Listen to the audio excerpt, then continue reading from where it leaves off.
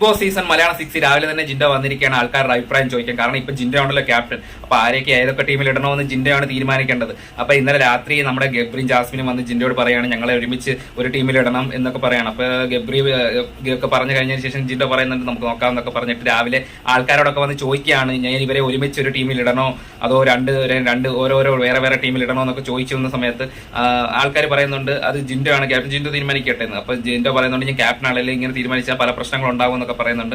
അതുകൊണ്ട് ഇടയിൽ അൻസിബ് പറയുന്നുണ്ട് റൂൾസിൽ എന്തെങ്കിലും ചേഞ്ച് ഒക്കെ വരുവാണെങ്കിൽ ഞങ്ങളെ അറിയിക്കുന്നു പറയുന്നുണ്ട്. അപ്പൊ ജിൻഡോ പറയുന്ന കാര്യം എന്ന് പറഞ്ഞു കഴിഞ്ഞാൽ ഇവരെ രണ്ടുപേരും ഇൻഡിവിജ്വൽ ആയിട്ട് കളിക്കണമെന്ന് ഉള്ള ആൾക്കാരാണ്. കാരണം അവർക്ക് അതിനുള്ള കാലിബർ ഉണ്ട്. പിന്നെ ഒരാൾ വന്ന് പൂവാണ് എന്നൊക്കെ പറയുന്നുണ്ട് ജാസ്മിൻ.